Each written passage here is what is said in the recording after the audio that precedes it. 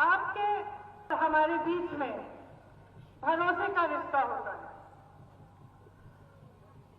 वो जो भरोसा होता है उसी के बल पर आप एक नेता को आगे बढ़ाते हैं, क्योंकि आप सोचते हैं, आपको एहसास होता है कि वो आपके पक्ष में बोलेगा, आपकी समस्याओं के बारे में, जो समस्या है उसकी सुनवाई होगी, आपके पास आएगा, दुख में आएगा, दर्द में आएगा, खुशी में आएगा और आपका प्रतिनिधित्व वो नेता करेगा।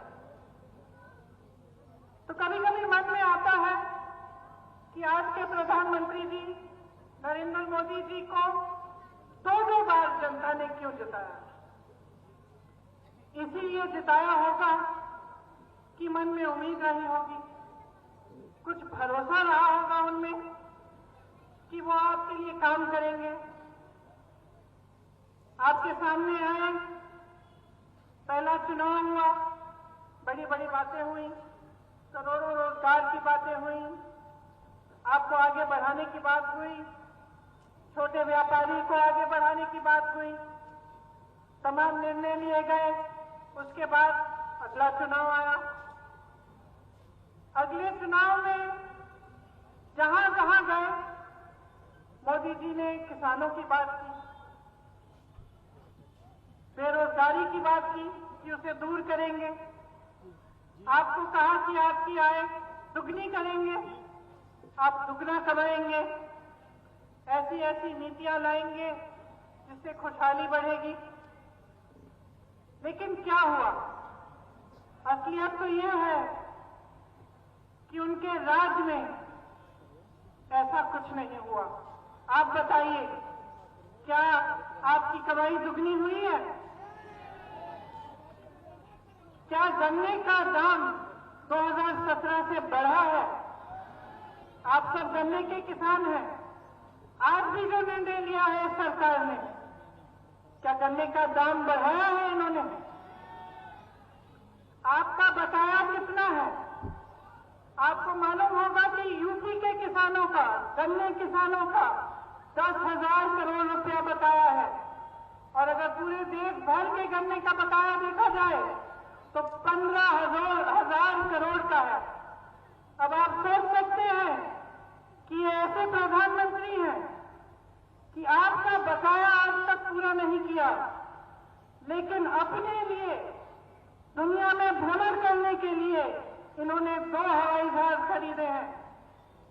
2 हवाई जहाजों की कीमत आप जानते हैं क्या है? कितनी है कीमत? इन 2 हवाई जहाजों की कीमत 16,000 करोड़ रुपए है। एक हवाई जहाज 8,000 रुपए का, करोड़ रुपए का, दूसरा हवाई जहाज 8,000 करोड़ रुपए का। कुल मिलाकर 16,000 करोड़ रुपए के इन्होंने 2 हवाई जहाज खरीदे हैं, जबकि 15,000 करोड़ रुपए में इस देश के एक एक गन्ने किसान का बकाया वो वापस कर सकते थे। आपने पढ़ा होगा कि दिल्ली में संसद भवन जो है उसके सुंदरीकरण के लिए बहुत बड़ी योजना बनी है। कितने रुपए की योजना है? 20,000 करोड़ रुपए की वो योजना है, जबकि वो संसद भवन दुनिया में मशहूर है। वो इंडिया गेट को देखने के लिए दुनिया भर से लोग आते हैं। उसके सुंदरीकरण के लिए 20,000 करोड़ रुपए उपलब्ध है, लेकिन इस देश के किसान के बकाये के लिए 15,000 करोड़ उपलब्ध नहीं है। यही इस सरकार की नीयत है। जो भरोसा आपने किया था वो भरोसा टूट चुका है। एक शायर ने कहा था, भगवान का सौदा करता है, इंसान की कीमत क्या जाने। जो गन्ने की कीमत दे न सका वो जान की कीमत क्या जाने।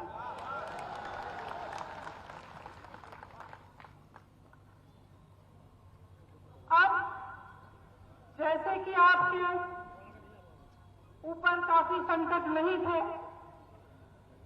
इस सरकार ने 3 नए कानून जारी किए, और जितना भी आंदोलन हो रहा है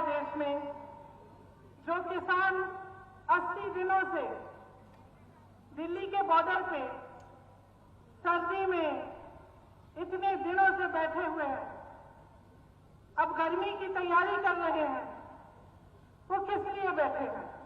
प्रधानमंत्री जी कहते हैं कि ये जो कानून बने हैं ये किसान की भलाई के लिए बने हैं। ठीक है, मान लेते हैं कि किसान की भलाई के लिए बनाए हैं आपने कानून। तो जब किसान मना कर रहा है, जब किसान कह रहा है कि भैया मुझे आपके कानून नहीं चाहिए, तो आप इनको वापस क्यों नहीं ले लेते? क्या किसी की भलाई जबरदस्ती करते हैं? क्या आपकी समझ इस देश के करोड़ों किसानों की समझ से ज्यादा है? क्या ये नहीं जानते कि इनकी भलाई के लिए क्या है, क्या नहीं है? फिर सरकार कहती है शायद समझ नहीं पाए हैं कि कानून क्या है। इसीलिए मैंने सोचा आज मैं यहां आई हूं, आपको बता देती हूं कि ये 3 कानून क्या है। देखिए, 1955 में पंडित जवाहरलाल नेहरू ने जमाखोरी के खिलाफ कानून बनाया था, क्योंकि जमाखोरी के चलते किसान पिस रहा था। आज जो पहला कानून बना है उससे इस सरकार ने जमाखोरी करने की पूरी अनुमति दे दी है। इस कानून के जरिए बड़े बड़े खरबपति, बड़े बड़े उद्योगपति कितना भी आपसे सामान खरीद सकते हैं और कितना भी सामान जमा कर सकते हैं। कोई रोक नहीं है, कोई पाबंदी नहीं है। इसका मतलब ये है कि उनकी पूरी तरह से मनमर्जी चलेगी। जब वो जमा करना चाहेंगे करेंगे, जब वो आपको कहना चाहेंगे कि अब हम खरीद नहीं सकते तो कहेंगे, जब आपको कहना चाहें कि आज ये दाम नहीं मिलेगा, आज हम आपको कम दाम देंगे, तो वो भी कर सकते हैं। तो ये जो पहला कानून है इससे जमाखोरी बढ़ेगी और पूरी तरह से सरकार ने बड़े बड़े उद्योगपतियों को जमाखोरी करने की अनुमति दी। दूसरा कानून ये है कि जिसको प्राइवेट मंडी खोलनी है वो खोल सकता है और बड़े बड़े खरबपतियों की बड़ी बड़ी मंडियां खुलेंगी। तो शुरू में तो ऐसा लगेगा कि बहुत अच्छा है, अच्छी अच्छी मंडियां लगा रहे हैं, ये बना रहे हैं ये लोग। लेकिन इसमें क्या कहा है सरकार ने कि जो सरकारी मंडी है उसमें आपसे टैक्स लिया जाएगा और जो प्राइवेट मंडी है उसमें आपसे टैक्स नहीं लिया जाएगा। इससे क्या होगा? तमाम किसान प्राइवेट मंडी में जाएंगे, जैसे ही प्राइवेट मंडी में जाएंगे सरकारी मंडियां बंद होना शुरू होंगी। लेकिन सरकारी मंडी में एक चीज थी जो आपको मिलती थी, न्यूनतम समर्थन मूल्य आपको मिलता था। जैसे जैसे प्राइवेट मंडियां आगे बढ़ेंगी और सरकार की मंडियां बंद होंगी, आपको न्यूनतम समर्थन मूल्य मिलना बंद हो जाएगा। इसके जरिए भी जो बड़े बड़े खरबपति उद्योगपति हैं फिर से अपनी मनमर्जी कर पाएंगे। मंडी उनकी है, दाम वो तय करेंगे, कितना खरीदना है, कब खरीदना है वो तय करेंगे। अब तीसरा कानून सुनिए। तीसरे कानून में ये लिखा है कि कॉन्ट्रैक्ट यानी ठेके पे किसानी होगी। इसका क्या मतलब है?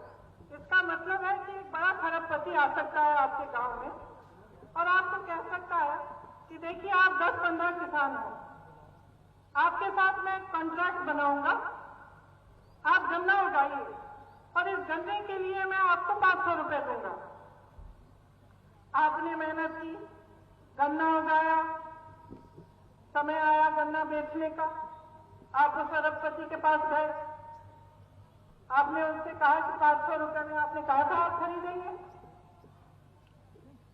तो ये बिल्कुल उसकी मर्जी है कि आपको कह दे कि भाई हमें तो अभी गन्ने की जरूरत ही नहीं, तुम्हें किसने कहा 500 का खरीदेंगे, हम 200 देते हैं, दे दो। फिर आप क्या करोगे? सबसे जो बड़ा जुल्म है इस कानून में वो ये है कि अगर ऐसी स्थिति पैदा हुई कि आपने कॉन्ट्रैक्ट कर दिया है खरबपति के साथ, आपने गन्ना उगा दिया, आपके साथ उन्होंने तय भी किया था कि एक दाम पे देंगे। अब वो कहता है कि भैया हमें जरूरत नहीं है, आप जाओ कहीं और बेच दो अपना। तो आप अदालत में भी नहीं जा पाएंगे, आपकी कोई भी सुनवाई नहीं होगी। ऐसा कानून बनाया है कि कोई कानून ही लागू नहीं होगा इन पे। और आप सोच सकते हैं कि अगर सिर्फ उस कानून में लिखा है कि आपको अगर सुनवाई करानी है एसडीएम तक जा सकते हैं, उनसे बड़ा एक अफसर है उनके पास जा सकते हैं। अब आप सोच सकते हैं कि एक तरफ खरबपति, एक तरफ आप, क्या होगा? न्याय मिलेगा आपको? तो ये कानून जो बनाए हैं, तीनों कानून किसान के लिए नहीं बनाए गए, ये इनके पूंजीपति मित्रों के लिए बनाए गए हैं। और ये देश अंधा नहीं है, देख रहा है 7 सालों से क्या हो रहा है इस देश में। देश का एक एक देशवासी देख रहा है कि चाहे कुछ भी हो, बड़े से बड़े सरकारी उद्योग न हो, वो सब 2-3 जनों को दिख रहे हैं। इन्हीं के पूंजीपति मित्र सारी मीडिया चलाते हैं, इन्हीं के पूंजीपति मित्रों के द्वारा इनके चुनाव चलते हैं, इन्हीं के पूंजीपति मित्रों को पूरा देश सौंप दिया गया है। चाहे हवाई अड्डे हो, चाहे बड़े बड़े उद्योग हो, 75 सालों में जितना भी सरकार ने काम किया, बेरोजगारी को हटाने के लिए भी जो बड़े बड़े उद्योग बने, सब बेच डाले हैं। और जो अब तक बिके नहीं है, उनको बेचने की भी योजना कर डाले हैं।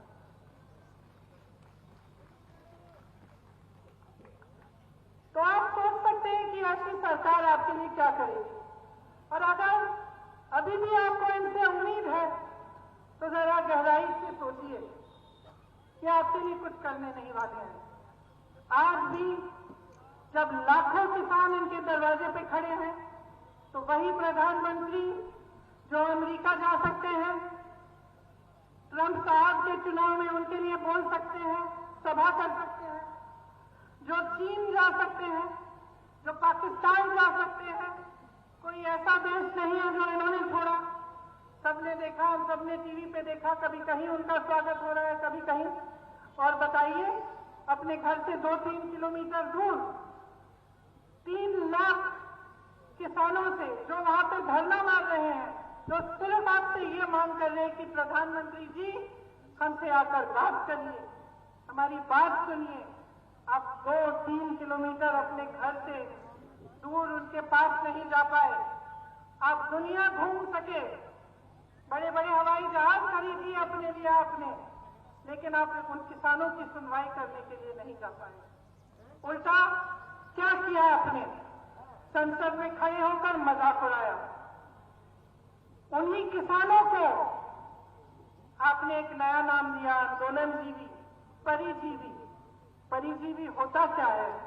आप सब जानते हैं, सब किसान। आपका अपमान किया, भरे संसद में हंसते हुए आपका अपमान किया। तो 215 किसान शहीद हुए हैं, उनमें से एक 25 साल का लड़का। मैं कुछ ही दिनों पहले रामपुर गई, उसके अंतिम अरदास में इतना दुख हुआ, मैं क्या बताऊं उस परिवार से मिलकर। एक 25 साल का बच्चा, उस परिवार को लगता है कि उसे गोली मार दी गई, वह शहीद हुआ। उसकी मां मेरे पास बैठी थी, पूरे समय कुछ बोली नहीं, आंखों में आंसू थे। और आप संसद में खड़े होकर मजाक उड़ा रहे हैं, आप परिजीवी कह रहे हैं, आपके मंत्री देशद्रोही कह रहे हैं। इसका मतलब है आप पहचान नहीं पाए, मोदी जी पहचान नहीं पाए कि देशभक्त और देशद्रोह में फर्क क्या है। कि सिर्फ एक देशभक्त शांतिपूर्वक आंदोलन में 80 दिनों से हर समस्या को झेलते हुए सड़क पर बैठकर शांति से आपसे मांग सकता है कि अपना अधिकार मिले उसे। सिर्फ एक देशभक्त कर सकता है। आप पहचान नहीं पाए। आपने मजाक उड़ाया। कल परसों हरियाणा के कृषि मंत्री का एक वीडियो निकला, हंस हंस के बोल रहे हैं तो क्या हुआ, 215 लोग मर गए, तो क्या हुआ, वो तो घर में बैठे बैठे भी मर जाते और हंस रहे हैं। देखिए, मैं शहीद के परिवार की बेटी हूं। शहादत बहुत बड़ी चीज होती है। शहादत तो झेलने वाला जो शहीद है वो नहीं होता, उसका परिवार होता है। उस दुख को दिल में रखता है जीवन भर। उसका मजाक उड़ाने का किसी का अधिकार नहीं है, चाहे वो मंत्री हो, चाहे वो इस देश का प्रधानमंत्री हो, चाहे कोई भी हो। जो अपने अधिकार के लिए शहीद हुआ है वो पाप होता है और उससे उंगली उठाने का किसी को अधिकार नहीं है। और मैं फिर से दोहराऊंगी कि जो किसान आपके दरवाजे पे खड़ा है, नरेंद्र मोदी जी, जो किसान आपके दरवाजे पे खड़ा है उसका बेटा आपकी सीमा पे खड़ा है। जिस किसान का अपमान कर रहे हैं उसका बेटा आपकी सीमा पे आपकी सुरक्षा कर रहा है। आपके अंगरक्षक उसी किसान के बेटे हैं। अपमान करने का कोई हक नहीं है आपको। और मैं ये कहना चाहती हूं कि ये जो कानून बनाए हैं जिससे इस देश का किसान, इस देश का गरीब संकट में है, रो रहा है, अपना अधिकार मांग रहा है, उसे आप वापस लीजिए। इन कानूनों को रद्द कीजिए। जिन्होंने आपको सत्ता दी है उनका आदर कीजिए। जिन्होंने आपको सत्ता दी है उनको अपमानित मत कीजिए। देखिए, जिसको सत्ता मिल जाती है, दो तरह के नेता होते हैं। कुछ ऐसे नेता होते हैं जिनको बहुत अहंकार हो जाता है, वो भूल जाते हैं कि सत्ता देने वाला कौन है। इस देश के इतिहास में बार बार हुआ है, बार बार हुआ है कि ऐसा नेता जब अहंकार में आ जाता है तो देशवासी उसको सबक सिखाते हैं।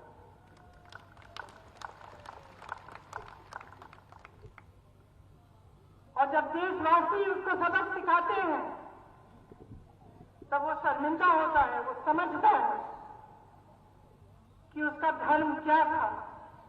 लोगों को बांटने का धर्म नहीं था, लोगों पर संकट डालने का धर्म नहीं था। उसका धर्म यही था कि वो जनता के लिए काम करे, जनता का विकास कराए, सर्वप्रथम जनता को रखे और अपने आप को पीछे रखे। ये उम्मीद की जा सकती है कि नहीं कि अहंकारी सरकार अपनी माया में से निकले और इन्हें समझ में आए कि इनका धर्म क्या है। मुझे नहीं लगता। 7 साल गुजर चुके हैं। 7 साल में जितने वादे किए सारे तोड़े। 7 साल में जो छोटा व्यापारी था उसकी कमर तोड़ी, किसान उसकी कमर तोड़ी, गरीब उसको मदद नहीं किया, सिर्फ अपने बड़े बड़े दोस्तों, अपने पूंजीपति मित्रों की मदद की। तो अब मुझे नहीं लगता कि उम्मीद है कि आपके लिए ये काम करेंगे। लेकिन मुझे आप पर भरोसा है, इस देश की जनता पर भरोसा है और आपसे बहुत बड़ी उम्मीद है। मुझे उम्मीद है कि आप पीछे नहीं हटेंगे, कि आप अपने अधिकारों के लिए लड़ेंगे और इस लड़ाई में कांग्रेस पार्टी का एक एक कार्यकर्ता आपके साथ खड़ा रहेगा।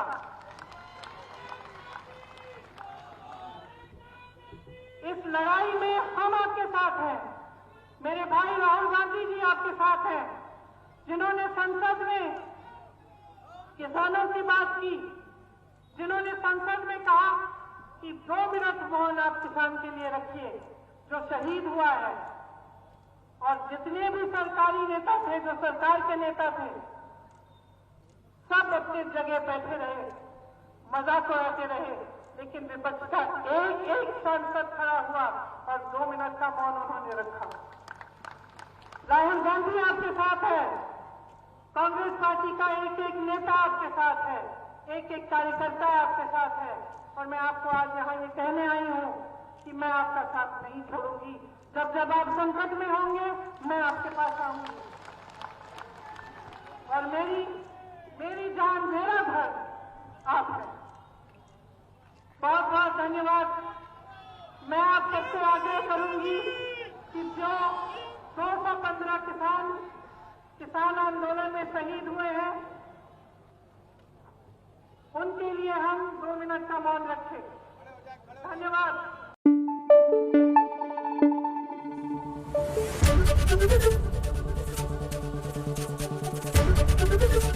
एबीपी गंगा, खबर आपकी, जुबान आपकी।